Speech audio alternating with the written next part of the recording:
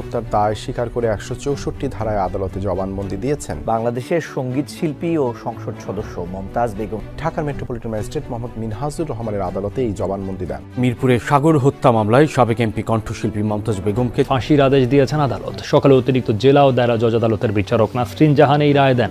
এই মুহূর্তে রিমান্ডে ফাটানো হচ্ছে হাসিনার দোসর 12 ভাতারি মমতাজ বেগমকে। ফাইটা যায় আপা রিমান্ডে প্রথম দিনে অনেকটা নির্ঘুম রাত কাটিয়েছেন। 4 দিনের রিমান্ডের প্রথম রাতে নানা দুশ্চিন্তায় অনেকটা বিমর্ষ ছিলেন তিনি। একাধিক সংস্থার জিজ্ঞাসাবাদে খুব বেশি কথাও বলেননি তিনি। চাপ প্রয়োগ করা হলে বিভিন্ন সংলগ্ন কথাবার্তা বলেছেন তিনি, যা ছিল অনেকটাই পাগলের প্রলাপের মতো। যদিও এসব অভিনয়ে পার পাচ্ছে না মমতাজ। মমতাজের দৃষ্টান্তমূলক শাস্তির দাবিতে বিক্ষোভ মিছিল ও মিষ্টি বিতরণ।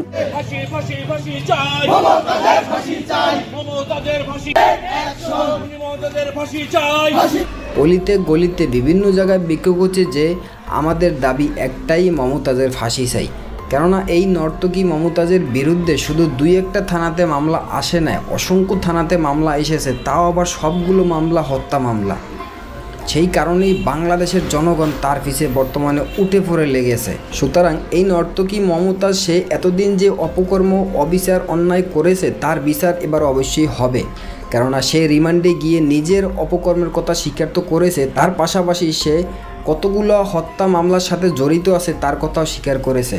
সেই কারণেই ইতিমধ্যে তার ফাঁসি হতে চলেছে। হ্যাঁ দর্শক, আজকের ভিডিওতে দেখবেন সেই বিষয়। তার আগে আমাদের ভিডিও অন করে যারা সাবস্ক্রাইব করেছেন তাদেরকে ধন্যবাদ, আর যারা এখনও সাবস্ক্রাইব করেন নাই তাদের কাছে অনুরোধ সাবস্ক্রাইব করে আজকে সম্পূর্ণ ভিডিও না টেনে একটা লাইক দিয়ে দেখতে থাকুন, তাহলে ভিডিওর মূল রহস্য বুঝতে পারবেন। তো দর্শক চলুন কথা না বাড়ি আজকে সম্পূর্ণ ভিডিও আমরা না টেনে দেখে আসি। এই মুহূর্তে রিমান্ডে ফাটানো হচ্ছে হাসিনার দোসর 12 ভাতারি মমতাজ বেগমকে। ফাইটা যায় আপা রিমান্ডে প্রথম দিনে অনেকটা নির্ঘুম রাত কাটিয়েছেন। 4 দিনের রিমান্ডের প্রথম রাতে নানা দুশ্চিন্তায় অনেকটা বিমর্ষ ছিলেন তিনি। একাধিক সংস্থার জিজ্ঞাসাবাদে খুব বেশি কথাও বলেননি তিনি। চাপ প্রয়োগ করা হলে বিভিন্ন সংলগ্ন কথাবার্তা বলেছেন তিনি, যা ছিল অনেকটাই পাগলের প্রলাপের মতো। যদিও এসব অভিনয়ে পার পাচ্ছে না মমতাজ। পুলিশসহ তদন্ত সংশ্লিষ্টরা তাকে জিজ্ঞাসাবাদ অব্যাহত রেখেছেন। তবে প্রথম রাত নির্ঘুম কাটানো মমতাজ বৃহস্পতিবার সকালের প্রথম প্রহরে ঘুমিয়েছেন দীর্ঘক্ষণ। গত সোমবার দিনগত রাতে রাজধানীর ধানমন্ডি থেকে গ্রেফতার হন মমতাজ বেগম। বৈষম্য বিরোধী আন্দোলনের সময় মিরপুর মডেল থানা এলাকায় মোহাম্মদ সাগর নামে একজনকে গুলি করে হত্যার মামলায় গ্রেফতার করা হয় মমতাজ বেগমকে। পরে মিরপুর মডেল থানার পুলিশ তাকে গত মঙ্গলবার আদালতে হাজির করে রিমান্ডের আবেদন জানালে 4 দিনের রিমান্ড মঞ্জুর করা হয়। এ প্রসঙ্গে মিরপুর মডেল থানার অফিসার ইনচার্জ মোহাম্মদ সাজ্জাদ হোসেন আমাদেরকে গতকাল সন্ধ্যায় বলেন, মিরপুর মডেল থানার অধীনে মমতাজ বেগমকে রিমান্ডে নেওয়া হলেও নিরাপত্তাজনিত কারণে তাকে ডিবি কার্যালয়ে রেখে জিজ্ঞাসাবাদ করা হচ্ছে। জিজ্ঞাসাবাদ প্রাথমিক পর্যায়ে রয়েছে, ফলে উল্লেখ করার মতো কোনো তথ্য এখনও অর্থাৎ বৃহস্পতিবার দুপুর পর্যন্ত পাওয়া যায়নি। যদিও মমতাজ বারবার আফসোস করেছেন আওয়ামী লীগের রাজনীতি করা নিয়ে। ওসি সাজ্জাদ হোসেন আরও বলেন, রিমান্ডে আনার পর মমতাজ বেগম কিছুটা বিমর্ষ ছিলেন, কথাও বলেছেন কম। তবে আমরা জিজ্ঞাসাবাদ অব্যাহত রেখেছি। এ বিষয়ে ঢাকা মহানগর গোয়েন্দা পুলিশের মিরপুর বিভাগের উপকমিশনার মোহাম্মদ মিজানুর রহমান গতকাল বলেছেন, ডিবি পুলিশ কেবল মমতাজের সুরক্ষার দায়িত্ব পালন করছে। সার্বিক পরিস্থিতি বিবেচনায় রেখে মমতাজকে ডিবি কার্যালয়ে রাখা হয়।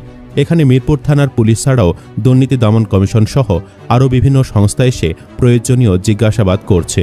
কণ্ঠশিল্পী মমতাজ বেগম আওয়ামী লীগের মনোনয়নে মানিকগঞ্জ 2 আসন থেকে একাধিকবার সংসদ সদস্য নির্বাচিত হন। তবে 2024 সালের জাতীয় সংসদ নির্বাচনে ওই আসনেই স্বতন্ত্র প্রার্থীর কাছে হেরে যান তিনি। তারপর থেকে তিনি অনেকটা আড়ালেই ছিলেন।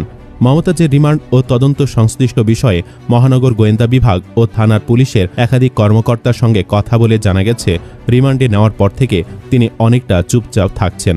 তার চোখে মুখে বিষণ্ণতা, দুশ্চিন্তার ছাপ। তদন্তকারীরা অনেক প্রশ্ন করলেও মাঝে মধ্যে খুব অল্প জবাব দিয়েছেন তিনি। ফলে মিরপুর মডেল থানার যে হত্যা মামলায় মমতাজ বেগমকে রিমান্ডে নেওয়া হয়েছে সে বিষয়ে প্রাথমিক পর্যায়ে তেমন কোনো বলার মতো তথ্য জানতে পারেননি তদন্ত সংশ্লিষ্টরা। তবে জিজ্ঞাসাবাদ অব্যাহত রাখার কথাও জানিয়েছেন তারা। গত বছরের 19 জুলাই মিরপুর 10 নম্বর গোলচত্বর এলাকায় বৈষম্য বিরোধী ছাত্র আন্দোলনে অংশ নেওয়া মোহাম্মদ সাগর নামে এক যুবক গুলিবিদ্ধ হয়েছিলেন। পরে তার মা বিউটি আক্তার অনেক খোঁজার পর গভীর রাতে মিরপুরের একটি বেসরকারি হাসপাতালে ছেলে সাগরের লাশের সন্ধান পান। এ ঘটনায় গত ২৭ নভেম্বর বিউটি আক্তার বাদী হয়ে শেখ হাসিনা সহ ২৪৩ জনের নাম উল্লেখ করে মিরপুর মডেল থানায় মামলা করেন। এই মামলায় মমতাজ বেগম ৪৯ নম্বর আসামি বলে জানিয়েছে পুলিশ। এদিকে মানিকগঞ্জ ২ আসনের আওয়ামী লীগের সাবেক সংসদ সদস্য মমতাজ বেগমের ফাঁসির দাবিতে তার নিজ এলাকায় বিক্ষোভ মিছিল করেছে উপজেলা স্বেচ্ছাসেবক দলের নেতাকর্মীরা। মিছিলটি সিংগাইর পাইলট বালিকা উচ্চ বিদ্যালয় সড়কের পূবালী ব্যাংকের সামনে থেকে শুরু হয়। পৌর শহরের প্রধান সড়ক প্রদক্ষিণ করে একই স্থানে এসে শেষ হয়। পরে সেখানে বক্তব্য দেন উপজেলা স্বেচ্ছাসেবক দলের সিনিয়র যুগ্ম আহ্বায়ক সাইদুর রহমান সাগর, পৌর যুব দলের সিনিয়র যুগ্ম আহ্বায়ক রফিকুল ইসলাম মিন্টু ও পৌর ছাত্র দলের সাবেক যুগ্ম আহ্বায়ক কামরুল হাসান শাকিল। তারা মমতাজ বেগমের ফাঁসির দাবি জানান। পরে মিষ্টি বিতরণ করা হয়। এ সময় নেতাকর্মীরা একে অপরকে মিষ্টি খাইয়ে দেন। এছাড়াও আদালতে দাঁড়িয়ে থাকা মমতাজের অনেকগুলো ছবি ভাইরাল হয়েছে। এই ছবিগুলো থেকে রাজনৈতিক নেতাদের শিক্ষা গ্রহণ করা উচিত। সকল ক্ষমতার মালিক আল্লাহ, আর তার হাতেই সময়ের চাবিকাঠি।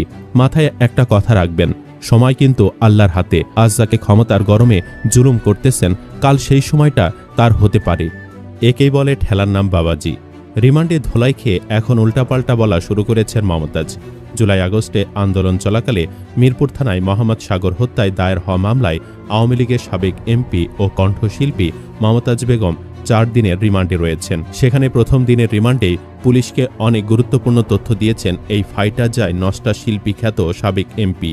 পুলিশের একটি সূত্র জানিয়েছে, রিমান্ডে মমতাজ জানিয়েছেন তিনি আর কখনোই আওয়ামী লীগের রাজনীতি করবেন না। এমনকি ক্ষমতা থাকাকালীন মমতাজ যে বেপরোয়া হয়ে উঠেছিলেন, তার জন্য সাবেক প্রধানমন্ত্রী শেখ হাসিনাকে দুষছেন তিনি। রিমান্ডে মমতাজকে জিজ্ঞাসাবাদ করা হয়, সে তো আওয়ামী লীগের জন্য ফাঁসির দড়িতে ঝুলতে যাচ্ছে, কিন্তু দলের সিনিয়র নেতা ওবায়দুল কাদের থেকে শুরু করে শেখ হাসিনারা তো বিদেশে আরামাইশে রয়েছে, তাহলে আওয়ামী লীগ করে কী লাভ হলো তার? এ সময় আক্ষেপ করে মমতাজ জানান, যে দলের নেতারা কর্মীদের বিপদে ফেলে বিদেশে পালিয়ে যায়, সেই দলের রাজনীতি আর করবেন না তিনি। তাছাড়া আদালতে তোলার সময় সাধারণ মানুষের ধাওয়া খেয়েও চরম ভয় পেয়েছেন মমতাজ। তিনি ভেবেছিলেন গণধোলাই খেয়ে তিনি মারাই যাবেন, এজন্যই দৌড়ে গারদে ঢুকেছিলেন। এ সময় আওয়ামী লীগ করে ভুল করেছেন বলেও স্বীকার করেন সাবেক এই এমপি। বলে রাখা ভালো, রিমান্ড শুনানি ঘিরে ঢাকার চিফ মেট্রোপলিটন ম্যাজিস্ট্রেট আদালতে নাটকীয় দৃশ্যের অবতারণা সহ আইনজীবীদের মধ্যে বেশ হট্টগোলের সৃষ্টি হয়। শুনানিকালে রাষ্ট্রপক্ষের কৌশলী তার বক্তব্যে মমতাজের রাজনৈতিক সংশ্লিষ্টতা এবং বিতর্কিত মন্তব্যগুলো তুলে ধরেন। এদিকে রিমান্ড শুনানিতে মমতাজের আইনজীবীকে খুঁজতে বেগ পাওয়া নিয়ে এজলাসে আইনজীবীরা হাসি তামাশায় মেতে ওঠেন। উল্লেখ্য, সোমবার রাতে সঙ্গীতশিল্পী ও সাবেক এমপি মমতাজ বেগমকে ধানমন্ডি থেকে গ্রেফতারের তথ্য জানায় ঢাকা মহানগর পুলিশের গণমাধ্যম ও জনসংযোগ বিভাগের উপকমিশনার মোহাম্মদ তালিবুর রহমান। এদিকে মানিকগঞ্জ ২ আসনের সাবেক এমপি ও কণ্ঠশিল্পী মমতাজ বেগমের ফাঁসির দাবিতে বিক্ষোভ মিছিল করেছে সিংগাইর উপজেলা স্বেচ্ছাসেবক দল। একই সঙ্গে তার গ্রেফতারে খুশি হয়ে এলাকাবাসী মিষ্টি বিতরণ করেছে। বুধবার বিকেলে সিংগাইর উপজেলা স্বেচ্ছাসেবক দলের সিনিয়র যুগ্ম আহ্বায়ক সাইদুর রহমান সাগরের নেতৃত্বে বিক্ষোভ মিছিলটি বিএনপির উপজেলা কার্যালয়ের সামনে থেকে শুরু হয়ে উপজেলার বিভিন্ন গুরুত্বপূর্ণ সড়ক প্রদক্ষিণ করে। পরে পুনরায় কার্যালয়ের সামনে এসে সমাবেশের মাধ্যমে কর্মসূচি শেষ হয়। সমাবেশে বক্তারা মমতাজ বেগমকে খুনি ও চরিত্রহীন আখ্যা দিয়ে তার দৃষ্টান্তমূলক শাস্তির দাবি জানান। তারা বলেন, এই নারী যদি কোনোভাবে জামিনে মুক্তি পান, তাহলে আমরা রাজপথে তীব্র আন্দোলনে ঝাঁপিয়ে পড়ব। প্রসঙ্গত, একসময়ের জনপ্রিয় বাউল শিল্পী ও সাবেক এমপি মমতাজ বেগম। মানিকগঞ্জের সিংগাইর উপজেলার এক দরিদ্র পরিবারে জন্মগ্রহণ করা মমতাজ সঙ্গীত জগতে আসেন বাবার হাত ধরে। তার পিতা মধ্যবয়াতি ছিলেন একজন বাউল শিল্পী। গ্রামে গ্রামে গান গেয়ে জীবিকা নির্বাহ করতেন তারা। সে দরিদ্র পটভূমি থেকে উঠে এসে আজ মমতাজের বিরুদ্ধে রয়েছে অবৈধ সম্পদের পাহাড় গড়ার অভিযোগ। সাবেক সাংসদের বিরুদ্ধে অভিযোগ রয়েছে তিনি নিজের এলাকায় গড়ে তুলেছিলেন এক ধরনের একচ্ছত্র আধিপত্য। সিংগাইর ও হরিরামপুর উপজেলার বালু মহলগুলো দীর্ঘদিন ছিল তার নিয়ন্ত্রণে। তার কথার বিরোধিতা করলেই তিনি নিজের ক্যাডার বাহিনী দিয়ে দমন পীড়নে নামতেন। স্থানীয়দের কাছে তিনি ছিলেন এক ভয়াবহ নাম। মমতাজের নামে বেনামে রয়েছে ঢাকাসহ মানিকগঞ্জের বিভিন্ন এলাকায় একাধিক বাড়ি, হাসপাতাল, রেস্টুরেন্ট, কোল্ড স্টোরেজ ও স্থায়ী মেলার মঞ্চ। মানিকগঞ্জে তার ৫০০% জমির ওপর রয়েছে একটি বিলাসবহুল ডুপ্লেক্স বাড়ি। শুধু দেশেই নয়, বিদেশেও তার সম্পদের খোঁজ পাওয়া যাচ্ছে।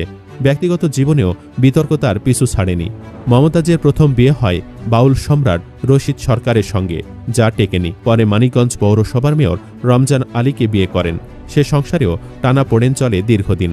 এরপর নিজের হাসপাতালের এক চিকিৎসক ডাক্তার মঈন হাসান চঞ্চলকে বিয়ে করলেও শেষ পর্যন্ত সে সম্পর্ক ভেঙে যায় নিজের সহকারীর সাথে পরকীয়া করার কারণে। রাজনীতিতে তার পদার্পণ শুরুতে ছিল বিএনপিতে যাওয়ার আগ্রহের মধ্য দিয়ে, কিন্তু সেখানে সুযোগ না পেয়ে তিনি আওয়ামী লীগের রাজনীতিতে যোগ দেন। সেখান থেকেই তার রাজনৈতিক উত্থান। তৎকালীন প্রধানমন্ত্রী শেখ হাসিনার ঘনিষ্ঠ হিসেবে পরিচিত হন তিনি। সংসদে গান গেয়ে প্রধানমন্ত্রীকে খুশি করাসহ বিভিন্ন সময় বিরোধী দলের নেতাদের নিয়ে কটাক্ষ করে আলোচনায় আসেন। 2008 সালে সংরক্ষিত মহিলা আসনে সংসদ সদস্য হন। এরপর টানা 2 বার নির্বাচিত হন নৌকার প্রার্থী হিসেবে। তবে 2024 সালের দ্বাদশ জাতীয় সংসদ নির্বাচনে নিজ দলের এক স্বতন্ত্র প্রার্থীর কাছে পরাজিত হন তিনি। ধন্যবাদ এতক্ষণ সাথে থাকার জন্য। আজকে এই পর্যন্ত। নতুন কোনো ভিডিও কথা হবে নতুন কোনো বিষয় নিয়ে। ততক্ষণ ভালো থাকবেন, সাথে থাকবেন। আসসালামু আলাইকুম, আল্লাহ হাফেজ।